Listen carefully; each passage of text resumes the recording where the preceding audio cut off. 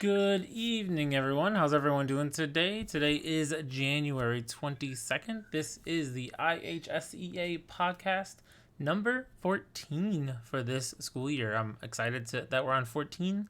Out of all the weeks we've done so far, we are up to 14. And with me again today is Chris Terpstra. Look, I didn't even hesitate. No hesitation. Yes, I'm getting good at it. So he's here. We're going to be talking about Overwatch today, going over the rules. You'll get to see my awesome overlay I made myself for when we're going through the rules, just so you guys can follow along with us. If you want to see what the rules are so you can follow, the command is in the title there, exclamation point OW rules. I didn't test it. It should work if someone wants to test it for me. I just updated it before the stream, so it should be working. So if you want to come along with us on this ride through the rules so you know what's going on in the tournament, it would be a good idea to have that open. So without further ado, first off, I do want to say congratulations to Naperville Thank North. Finishing second in the NASEF National Tournament for Overwatch. It was exciting watching you guys play on Saturday. So it was really cool to see you guys out there and see you guys on camera and see your team play second. Yes, it was quite an experience, quite a lot of work, but the kids, they had a great time doing it, and I would highly advise all clubs to take advantage of that in falls if they have the capability. But we had a great time, but for me now, time to get focused and ready for the IHSEA season, getting ready to start that up. And that's what tonight's all about. Yeah, I think that's a good way to get into some of the other national organizations. The fact that they were able to send you guys to California and compete in the national tournament for winning. You guys won the, what was it, Central region? Yeah, Central Division champions. Yes. Yeah, so Central Division champions, and then you guys got to go against 2 West Coast and 1 East Coast teams. So it was really awesome that you guys got to do that. I was really hoping you guys were going to win. So were we. Yeah, that would have been awesome. But yeah, I wouldn't doubt it. I think that would have been awesome for you guys to bring home the national championship back to Naperville. Yeah, but again, there's nothing wrong with second in the nation for at least in that tournament. So exactly, yeah, that's true. Nothing for high school Overwatch to put Illinois on the map for that finally, and say, hey guys, we play out here and we're really good. So good stuff. Yeah. So we're gonna go through the rules. If you guys want to open them up, look it up. Let everyone know. If you got friends that are playing, your coaches you don't see in the chat, let them know. Get on because we're gonna start talking. We don't want them to not be here in case they have questions. Because the rules are quite lengthy. We want to make sure everyone knows about all of them. To make sure we don't have any issues with, I didn't know that was how we do that. We want you to read the rules. I know there's lots of different tournaments out there, lots of different rules, but we want to make sure that everything goes smoothly, and if we don't go through the rules and read the rules, then there are chances for that not to happen. So exactly, which is kind of why the rules are written the way that they are. I incorporated a lot of this stuff from the NASEF with their permission, and like I said, they are lengthy. Lots of stuff to go over. I'm not going to read word for word as I go through this. I am going to go in order, and occasionally I'll stop and we'll look for questions on anything specific. But to that end, are we ready, Todd? We're going to dive into this? Yeah. Excellent. Okay. So our regular season for the IHSEA Overwatch tournament will start on February 5th, Wednesday, so 2 weeks from today. And we will run 8 consecutive weeks until March 25th. Teams will participate in a weekly match, and that default time on Wednesdays will be, I have recently changed it to 5 p.m., and I'll get into more of that later. But for right now, Wednesdays at 5 p.m. is the default time for those matches, and we'll get into how that all works. Right below that, we get into rescheduling. So this is where it is not a hard time of 5 p.m. that people have to play. They can play at any other time during that day as long as both teams agree. If communications take place between both teams and in writing, whether it be email or through Discord, and both teams agree, then a time can be set other than 5 o'clock. If teams can't agree, then 5 o'clock becomes the default time for the play. If whatever the case is there, I'm trying to keep reading this. Yeah, the agreed upon time is considered the official match time for forfeit reasons. We'll get into that as far as lateness goes later in the rules. If neither team can meet at the default time, so both teams can't meet at 5, and both teams can't agree on another time, it is then considered a double forfeit for the match results. Also, if someone reaches out to you and a school reaches out to you for a reschedule of time, either they can't play at 5, they want to play later, they want to play earlier, and you do not respond, penalties can be applied for that not responding. This applies to all of the matches in the regular season and in the postseason that are all done online. All right, moving on to rosters. All right, so we are going to have 2 separate tournaments running due to the number of teams that we have interested, which is awesome compared. Last year we had, only had so many. We have an increase on both sides of varsity and JV, so we have more than enough teams to run both tournaments. A school can register 1 varsity and up to 2 JV teams. Recommended SR range for varsity is around 2,500 or above, and if your SR is below that amount, we recommend playing in the JV tournament just to keep things competitive. Obviously, no one likes to go out and get their butts handed to them every week, so we wanted to create a way to kind of have closer games, closer matches. I think it's more fun for players when they feel that they legitimately have a chance of playing against someone closer to their skill level. And when we get into how the actual tournament is, how matches are set up, you're going to see that that's even emphasized more so. Let's see. So during the regular season, the JV teams, if there is 2 from the same school, the JV teams will not be scheduled against each other. And when we get to the playoff system, obviously varsity, any varsity can get into the playoff for varsity, but the JV bracket, which we will have for playoffs, only 1 team per school. So if you enter 2, whatever the higher of the 2 teams will then make it into the playoffs. As is typical, as written in the rules, JV players will be allowed to play up. So you can get called up from JV onto varsity. However, it has to be, there's a couple of provisions there. They cannot go over the max 10 players on a varsity team for their roster. And you need to let your opponents know. And it's only a one-way street. So JV can play up, but varsity cannot play down. So nobody listed on a varsity roster could be ever seen in a JV match. And if a JV player does play up onto the varsity, that is allowed. However, they cannot play on their JV team as well in the same week. So only 1 team per week can they play on. So if they get called up for varsity one week because a varsity player gets ill or something, can't make it, a JV player plays up that week, that's fine. They only play on varsity, and then the following week that player comes back, then the JV player can then drop back down to JV, which is fine during the regular season. During the playoffs, again, we'll allow JV players to be called up. However, at that time, the move is then permanent for the playoffs. And it must be requested and approved by IHSEA personnel before the playoffs begin on April 15th. That's for the JV and the varsity bracket, because all the tournaments will start on that day for the postseason. So if you do call up into the varsity bracket, they are then permanently on varsity at that time and cannot play in the JV postseason. They can only play in one of the postseasons. Rosters consist of at least 6 players and up to a maximum of 10, so including your substitutes, so basically 4 subs. Those rosters, big, huge, important thing, probably the largest important thing I'll say all day. Rosters are due Sunday, February 2nd. That is when I need to have them by.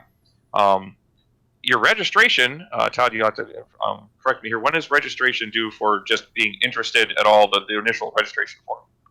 Essentially before each tournament, so each one has its own ending time. So if you want to get to Fortnite, obviously you need to fill out the registration before the Fortnite tournament starts. And same for Overwatch. So if you're looking to submit your roster by the 2nd, you should have the registration form. There's no delay in it. Once you register, you can immediately fill out the roster form. So as long as you are registered before rosters are due, then you should be okay. It's more for us just to get the contacts for who to contact. Be like, hey, are you guys actually playing? Hey, where's your roster? And then also so we know how many teams are going to be set in, so we can getting the brackets and everything set up for those games. So within the rule set, the link is there right underneath where it says Sunday, February 2nd, and it says the roster submission form can be found here. Just click that link. That'll take you right to the Google form to fill that out. There are 10 slots on the varsity, and then there's 10 slots on the JV.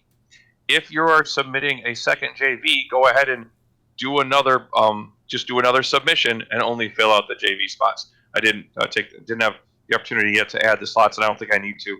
If you're going to submit 2 JVs, just go ahead and resubmit the form a second time with the appropriate information. On your roster sheets, I need the first name and last initial of each player for real names, and then their battle tag. The battle tag becomes actually the more important of the two. The real name is more for the live LAN finals at the end of the year, but for identity purposes. What we really need, what all the teams need, are those battle tags for lobby invites and to verify that the players that are playing are the ones that are supposed to be there, i.e. not on JV or not on varsity when you're, depending on who you're playing. Yep. I did have a question. Yes. So for the JV players that are playing up, they should already be included on the JV's roster as subs, correct? Correct. Well, anybody listed on a JV roster is eligible to be called up to varsity, but it's only those players. You can't have somebody playing on a team that's not on a roster. Gotcha. If that makes sense. Okay. All right. Looks like you had a question for the cost. You want to hit that real quick? Yeah. So for the cost for the season, so you will need $50 to register your school, and that allows you to participate in all of the games. So that's League, Overwatch, and Fortnite. So $50 to register your school to enter in our tournaments, and then there is a $50 fee to cover our venue costs for the finals. So every team must pay that fee for Overwatch. So $50 per varsity team and $25 for the JV. All that money gets pooled together for our varsity LAN finals, where we try to have a whole bunch of stuff. Also at a venue, and then try to get awards and prizes for the teams that win. So it's $50 for varsity and $25 per JV team. And then so if you're an Overwatch, go ahead. I would say if you're an Overwatch only school, it's $50 to join IHSEA, $50 for your varsity, $25 for any of the JVs. So at minimum, you're talking if you only run one JV, then it's $75.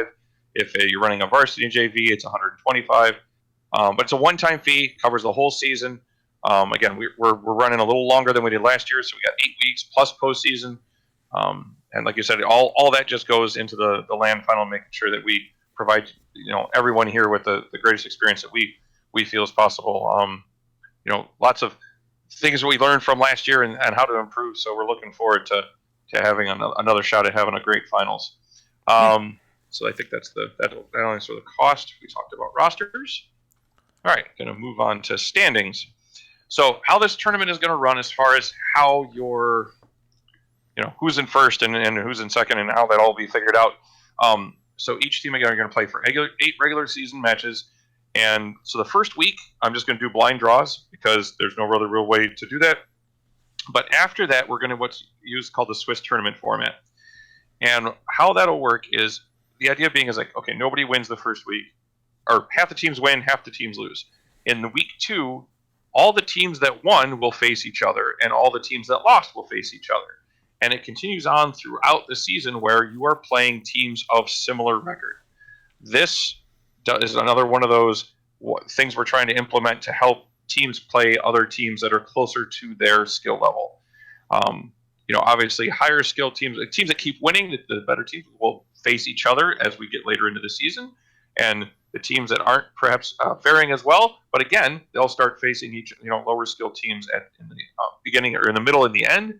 So those matches aren't always going to be one-sided when you get paired up. Again, just to try to drive that competitiveness and try to have more fun, I think is how I always like to tell my kids. This is all about having fun playing a game. Yeah, and doesn't mean like you win the first game. Sometimes could be a blowout, and then after that you'll start to play teams closer to your level, and then by mid-season, depending on how many, I think we're probably only going to do one division, just to keep that parity. Yeah.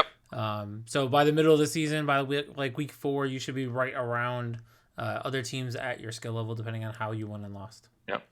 The question, will you play the same opponent more than once, or will the system prevent that? Normally, when you play a Swiss-style tournament, you do not play the same team more than once. On longer seasons, like, for example, I always bring up, because I used to be in bowling leagues all the time, you'd have, like, halfway through the season, you may play a specific team designed that like right around you as far as your ranking goes that you may play again or maybe have played earlier in the season. I'm going to, just with an 8-week season, though, I'm probably looking to avoid that, where it would skip. So, for example, you play a team and you beat them, and then they get back, and then all of a sudden you guys have the same record. I would probably not try to pair up again unless it just became so, like where you just kept going down the list, and you're like, I play that school, I play that school, we play that school, we play that school, and all of a sudden you're more than halfway down the list before you find an opponent that you're playing that you haven't played yet. Yeah, that happened to us last year when we did Swiss style for League of Legends. We ended up the last 2 weeks didn't really matter because they were playing like ones was playing 8s at that point because we had such small pools. Yeah, but with 20-something teams, I think this should work itself out, and I think it'll be okay. We're probably not going to have to face the same team twice in the regular season. Chances are, you're probably going to see someone in the playoffs that you saw in the earlier part of the year, just due to how seedings and stuff work. But my plan is right now is to not have it where you get paired against the same team twice in a season. Standings each week will get determined by the following criteria and in order. Number 1 is overall match record. So how that works, we'll get into the match details a little bit. But the idea there is, how well did you do on that day? Did you win or did you lose that day? That's number 1. Number 2 is map differential. So again, we'll get into the details later, but it's going to be mandatory number of maps we have to play, and we'll keep track of that as well for tiebreakers. And then the last piece, if it needs to come in, and this one always works it out where we don't have ties, is your opponent's map win percentage. That'll be fun to try to do the formula on, but there's some other things out there that can maybe help me with that. But that one always leads to, so we make sure we have no ties whatsoever. Even if you had the same overall record and the same map differential, that one will definitely break it because guaranteed no one's going to have at that point, people have different, same exact map win percentage for their opponents. So we'll make sure that that's the case. Okay, map structure. So here's where we're talking about for the match is every match during the regular season is going to be a 3-map set. And every map must be played. This isn't a best of 3 where you play 2 and you're done if you win the first 2. No, every map must be played regardless of how the earlier ones went. The first map will be determined by the IHSEA. Actually, we already have it posted. You can find the predetermined pool link there in the rules. And I'm going to bring mine up just so I can look on with you guys. Yep, I'm going to pull it up. So, So, for example, once we get it up on stream, the first week of February 5th, round 1, map 1 is going to be Control on Ilios. After that map is completed, you go to map 2, and you'll see how it'll say Escort, so that's where we're going to play. But the loser of map 1 will pick from the pool below. So at the bottom of the Google page, you'll see the regular season map pool. There's 12 maps total, 3 in each of the categories. The loser of map 1 will pick from those 3 maps. So for Escort, they're going to pick 66, Rialto, or Junkertown. And then they will let their opponent know this is the map we want to play. The winner of the previous match, I'll make sure I'm reading the rules right here. The winner of the previous match will then get to choose offense or defense if applicable. The only one that's not applicable is on Control. Otherwise, all the other maps, there's a defense and attack as far as who goes first. So, for example, the first week, February 5th, the first map is Control, it's Ilios. And then after that, whoever loses gets to pick from the Escort one, so they can either choose Route 66, Rialto, or Junkertown. Correct. And so let's say, Todd, your school beats my school, and just humor me. Just humor me. Okay. So let's say Todd beats my school, and then we will choose Rialto, and then he would choose. Well, we want to go on defense. That's how that would work. And again, this just gets communicated in game chat is fine, or through Discord, as long as it's being communicated for that. Especially for the host lobby to make sure that they're assigning the correct color for red and blue, or at least who's on attack and who's on defense. And that just continues on. If for whatever reason, so for example, let's talk about the ties effect, because I do have the tiebreaker map list, so I want to talk about that. In the 3 maps, if you have a tie that occurs, and then you guys split the other 2 maps, so basically you're 1-1-1 through the 3 maps, we have to have a match winner. Someone has to win that day. So there's always a tiebreaker map that occurs. And you're going to keep playing a tiebreaker map until you need to. The chances of it happening are very slim. mostly because you cannot tie on control, you cannot tie on escort, you can tie on assault, and you maybe can tie on hybrid. It's not as likely, but it does happen. So, anytime that there's a controller escort involved, those are not you cannot tie on those. So if somebody's going to point out that someone tied on Junkertown, fine, point it out to me. I don't care. It's not going to happen for us. But that's how the map pool will work for the year, and it just kind of rotates through between the starting maps, and then every week it just kind of rotates one. So it doesn't get stagnant. I think one of the things last year was we felt that things were we were always playing the same maps for like in sets of weeks or something like that, and you started to develop stuff for every map, but it got a little stale. So this is a way to help things kind of move. And I took this from NASEF. I thought it worked great because a losing team can pick a map that they feel comfortable on, and I think that's where that comes in. And then there's a big advantage for when you're on attack or defense as far as what you have to do or whatever the case is. Very much like the same with other sports, particularly football overtime. Advantage goes to that coin toss winner. So I think that does it for map structure. Yep. So that's that. So again, that's the first thing is who wins the match, who gets 2 maps, or if it's a win and 2 ties or whatever the case is, who wins that day is the important thing. Okay. Match details and settings. I want to make sure before we get to that, Yep. Kyle Eck had another question Yep. about tiebreaker. So basically, what you would do is you would add up the wins and loss record of all of your opponents, and with the win and loss records, whoever's opponents had a better win record, they would be placed higher. So correct, they you would have played the tougher teams to get your record compared to the team that's tied with you that maybe didn't play as tough of teams. Right. So let's say you guys didn't play the same teams, but the one team played a bunch of teams that went 3-0. Well, their schedule was harder because they played more teams that were higher, whether or not they won or lost against them. Their schedule was harder, therefore they would be placed higher up because their loss might have been against the number 1 or number 2 team. Yep. All right. I believe that was the only question. Yep. In chat right now. Okay. All right. Moving on. Batch details and settings.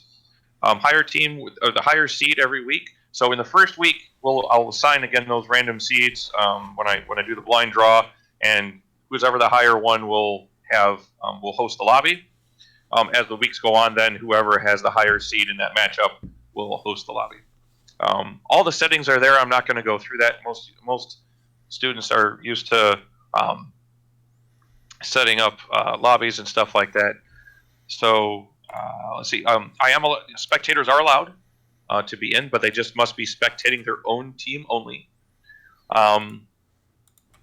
If a spectator does manage to disconnect, we ask that they not reconnect or be invited back into the lobby. And again, it should be by invite only.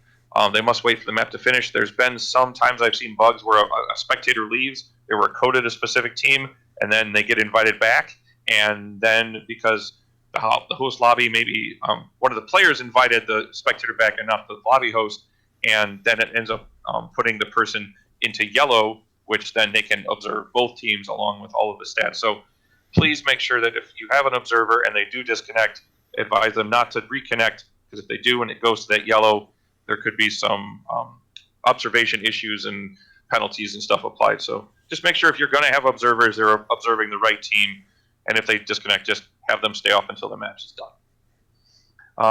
Let's see. If it is hosted, if it is going to be on stream that night, then we're going to need to have a couple of those spots for the IHSEA staff to take those spots.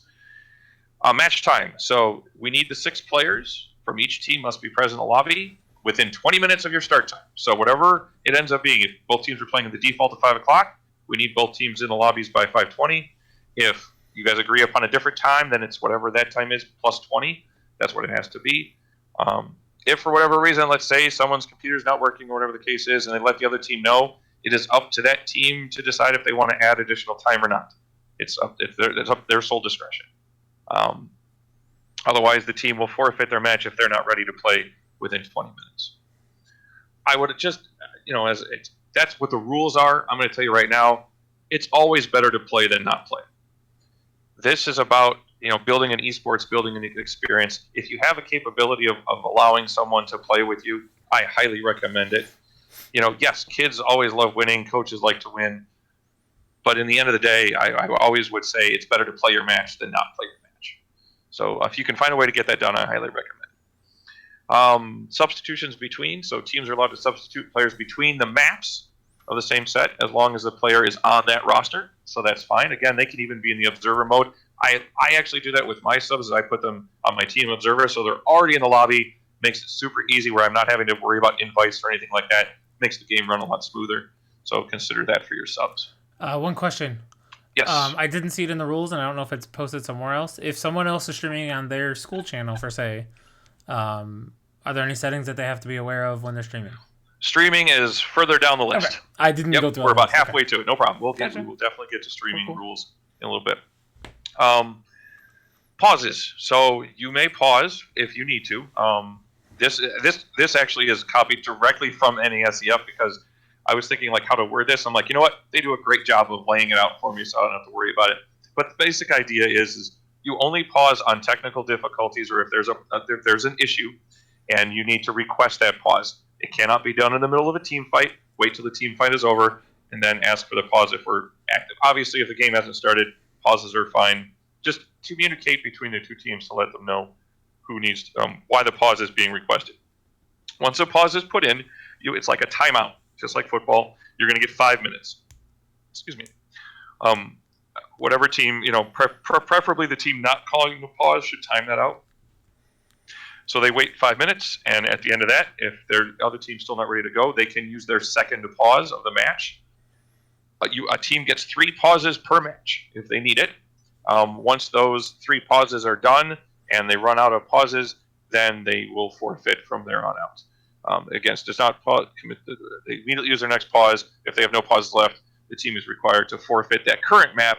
And obviously, once that map is over, and if they can't continue, then the rest of it will be done. However, let's say you do lose a player and you can't get them back. You use your pauses.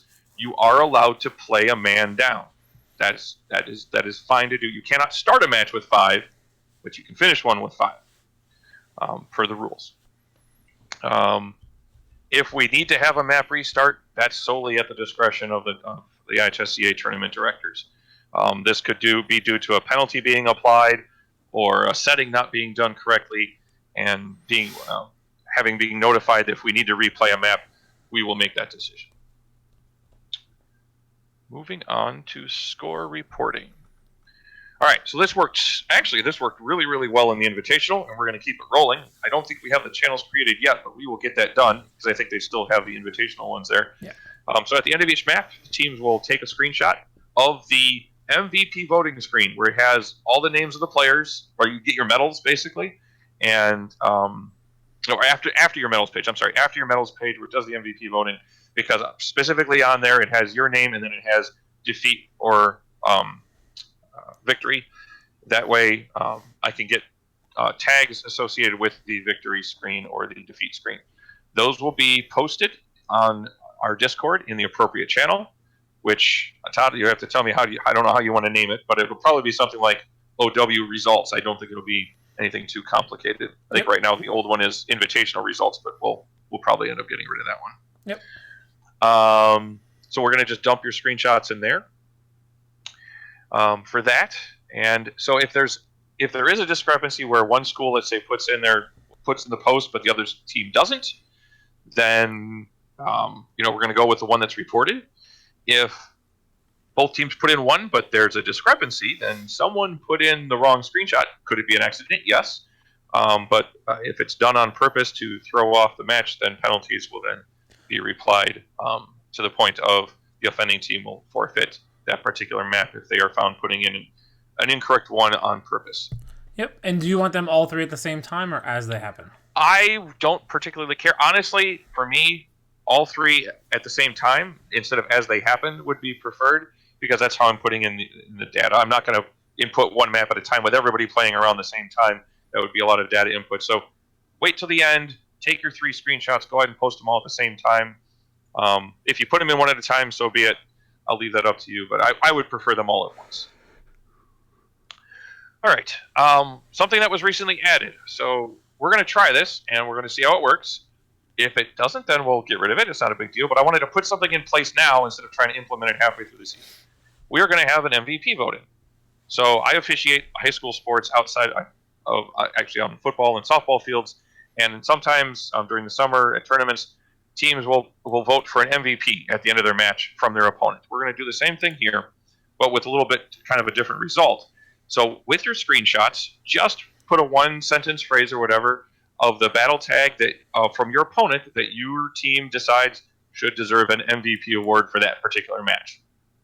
I will keep a tally throughout the year and the regular season, the postseason of the MVP votes, and then the top 12 players. We're going to form two teams of the MVPs that were not going to the live finals. Will be invited to the live finals to come and participate in an MVP event, trying to get some other schools and some other players involved in those land finals, more so than just the four teams that are going to get to go to the land. So if you are interested in this, we highly recommend that you vote for your MVPs. Ask the other school to vote for your MVP to make sure that everybody is getting their due credit, because I really think this would be a cool opportunity to involve some players that maybe may not get involved otherwise. Yeah, I think it definitely is a cool idea to include more people in our live event to do a separate little players matchup between some of our MVPs that aren't represented already on stage. Yep, I agree. All right, dispute and match issues. Anytime there's a problem, at any point, whether it be someone's listed in the lobby that's not on a roster, there's somebody can't make it, so they're asking for a delay or whatever the case is. If there's any sort of a dispute within a match, IHSEA needs to be informed immediately, preferably through Discord, for a timely response, so I can handle that particular thing. Any questions on the disputes or how that all is handled, see the code of conduct for that specific information. Yeah, I think the important thing is that if you have a question about a rule or you think someone's abusing it or using it to their advantage, please tell us. Don't make a call, judgment call on your own if it's not explicitly written in the rules. That way you don't get in trouble. Your team doesn't have to forfeit, because we had some issues last year, not necessarily with Overwatch, but in matches before, where it's like, oh yeah, well, we just decided to do it this way, and it's like, that's not how this works. You have to get our approval for anything that's not explicitly written in the rules. So make sure that you tell us what is going on and what you might need for that issue that could be. So whatever it is, let us know as soon as possible. Most of us will be online. We'll be able to at least handle it or pass it along to whoever needs to. But tell us. Don't make your own decision if it's not explicitly written out in the rules. Correct. Comment there about something maybe being confusing. If you have any questions, this is the time to ask. That's why we're here. So if you have anything that is confusing, that you're not understanding, whatever, now's the time. Please ask away. Yeah, the whole idea is to make sure that we go through the entire rule so you know yes. all of it. That way we're not questioning it. You could also throw people this video. It might be an hour long, but at least it's an hour long, and your whole team knows the rules. Like, this should be like a practice session. You guys sit down, watch the video, and then possibly have questions afterwards. That's right. Because there has been times already I've been asked the same thing 15 times. I'm okay with that. I'm perfectly fine with that. I'm not. But this is to kind of. I know you're not. No, I'm not. I'm like, read the rules. You'll get sick of it, because this is your first running the tournament. At league, this is my fourth. So it's like, did you read the rules? Spend a lot of time, a lot of rules to put in here. So there we go. Yeah. Let's keep moving though, so we can get through that. So streaming is there. Players will be allowed to stream their matches from their player perspective. So not the observer, but their player perspective. And then we ask that you put at least a 3-minute delay, or I believe it's in seconds, so 180 seconds on your delay for your stream. If you are spectating and let's say one of the subs or stuff like that, you should not be actively communicating with either player while the game is in play. Obviously, it's hard to police that because we're in Discords or whatever the case is. But we ask that as long as you're a spectator, that you maintain game integrity and not overly communicate trying to help your team out, because they have enough stuff to worry about. But streaming wise, perfectly fine. 3-minute delay, off we go. All right, playoffs. What everybody wants to know about, because what are we all working towards in the end? So we're going to have 2 sets of playoffs. So I'll hit the JV one first. So we'll have the top 8 teams be seeded into a single elimination bracket, where the number 1 will play the 8, and the 2 will play the 7, and so on. And again, we'll use the same tiebreakers from the data from the regular season to seed that. The quarterfinals, so we'll have the first 4 games. The quarterfinal round will take place on April 15th at the default time of 5 p.m.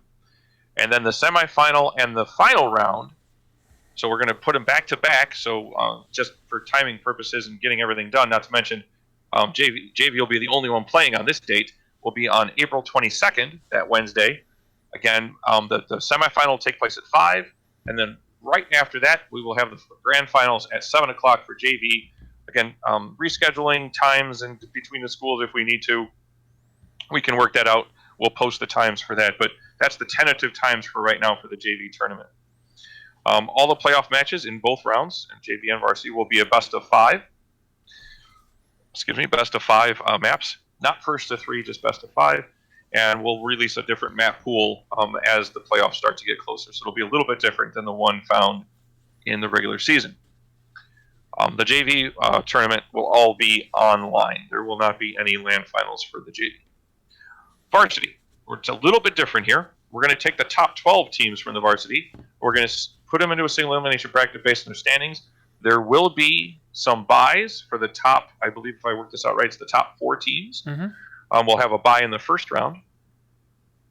So we'll have 2 rounds of online playoffs will occur on the 15th at the 5 p.m. and the 7 p.m. mark.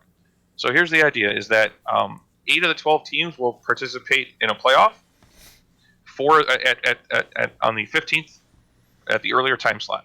4 of those teams will advance and play the other 4 teams that had the bye. Those 4 games will occur. Out of those 4 games, we will have our 4 winners, and those 4 teams will be the ones that will go to from the online playoffs. Will then be invited to the live LAN event for the semifinals, third place match, and grand finals, located take place on Saturday, April 25th. That is our hard date for the Overwatch LAN finals. I think that does it for the playoffs. I am not going to go too crazy over the code of conduct. It is exceedingly long. There's like 20 parts to it. Very detailed, and I don't need to do a whole lot. But let me just highlight a couple of the pieces that I want to make sure that you guys understand what's going on. The penalties as far as violation of code of conduct or any of the rules, we don't have a black and white, you do this, this is the penalty. Every situation is going to be different, and the severity that which a penalty may be applied is going to differ. I would love to say that this doesn't even come into play, but the reality is that people are too tempted by games to do something they're not supposed to.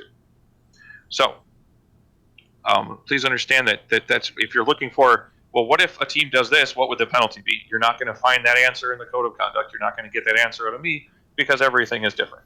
It could go from a verbal / written warning all the way up to a team removal from the tournament, and anywhere in between.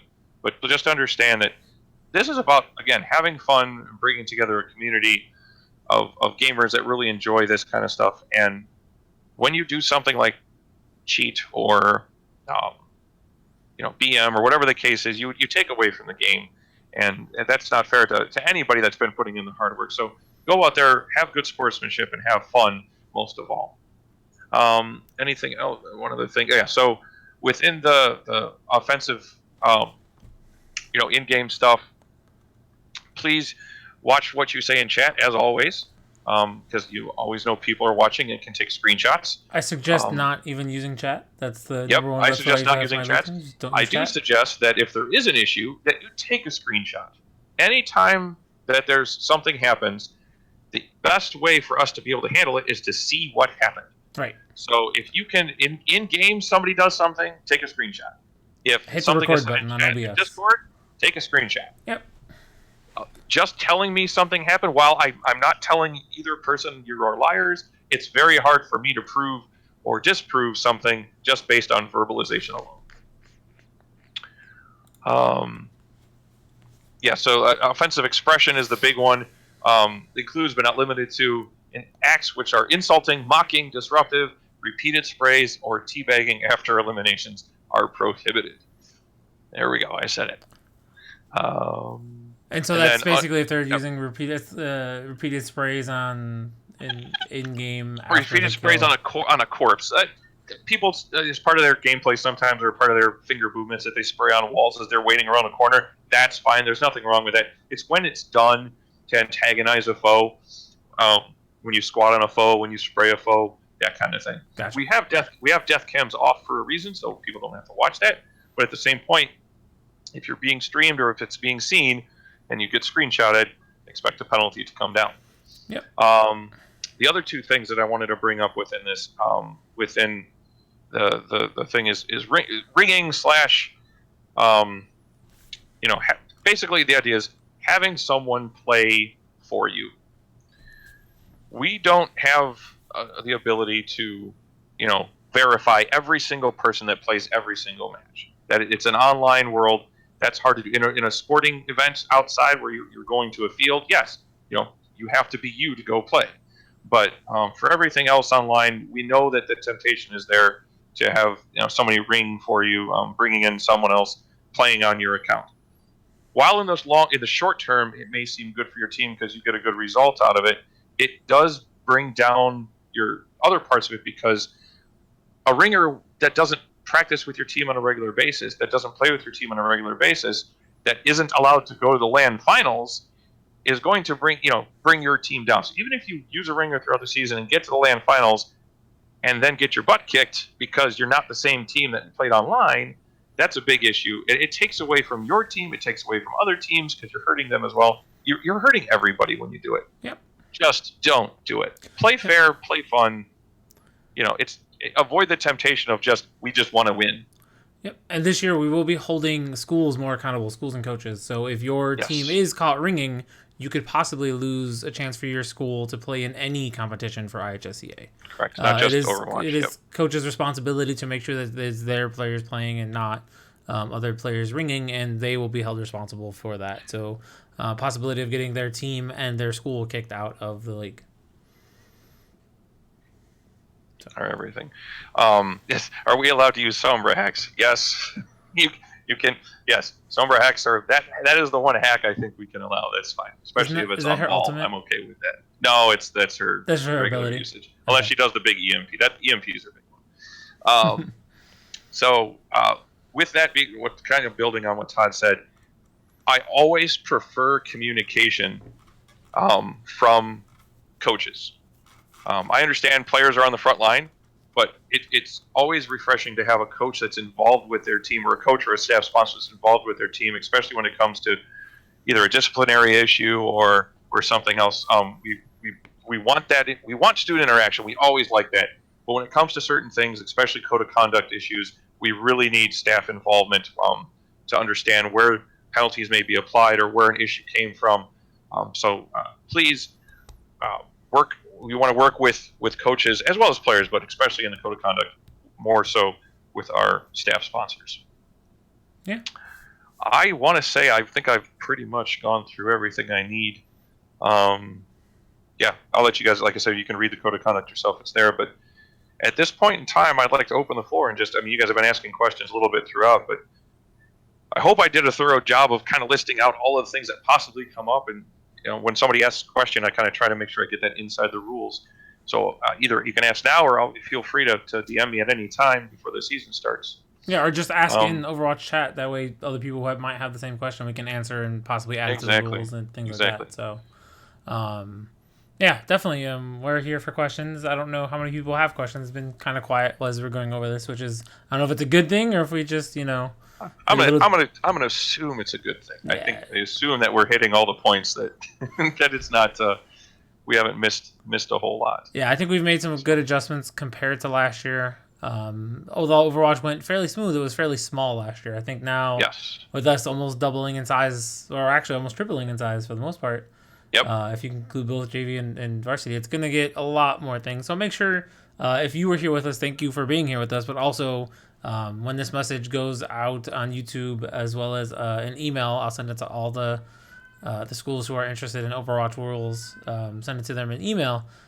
Make sure everyone watches it. Be like, hey guys, did you watch the podcast? Did you go through the rules? I think we did a very comprehensive job on covering all of the rules, so that we know what to expect, and we know what you guys should expect from us throughout the season. Yep. Yep. I mean, I'm looking forward to having fun. Again, is always my major thing. Getting to see some of those schools.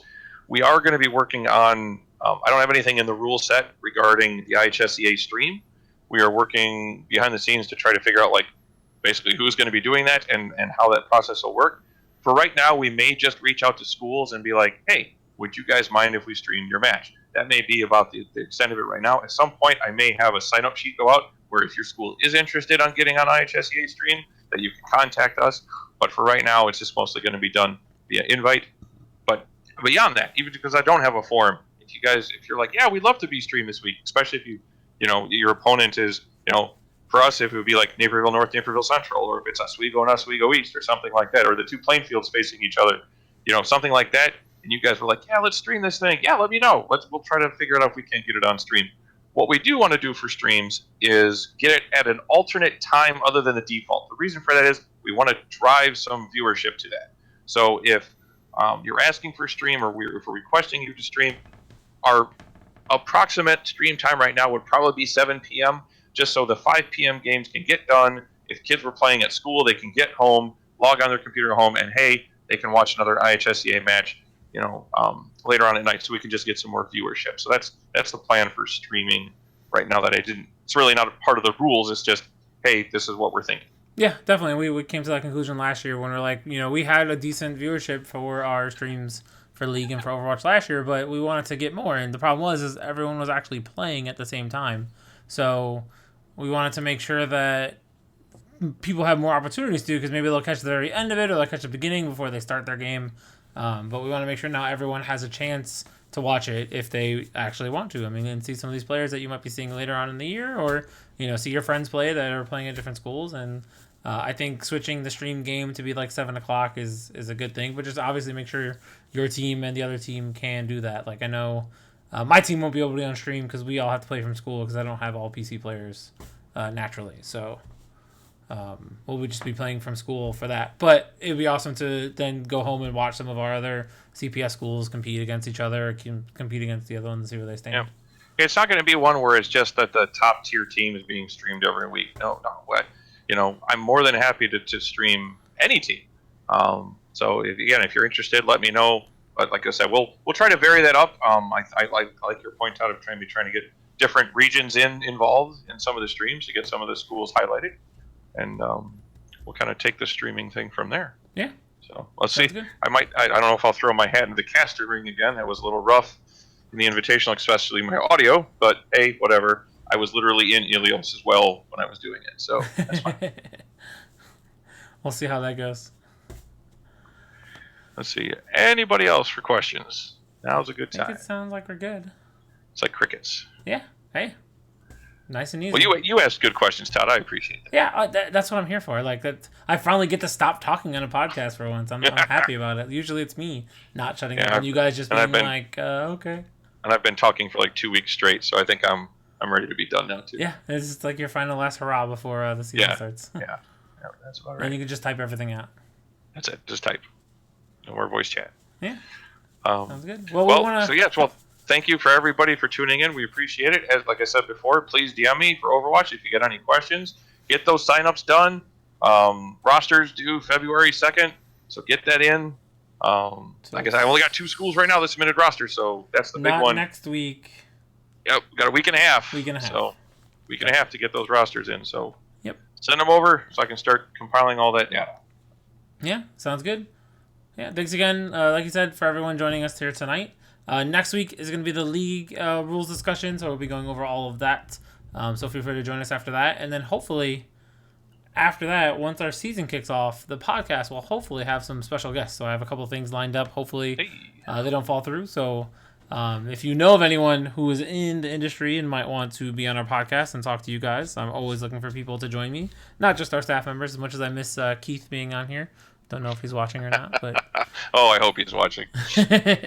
but we're looking to expand, so maybe we can do a 3-way podcast. Maybe we can even have a student on here interviewing somebody else. I mean, I think that would be really cool to have you guys be involved in it. Those who want to intern and want to be those journalists and asking questions and doing interviews.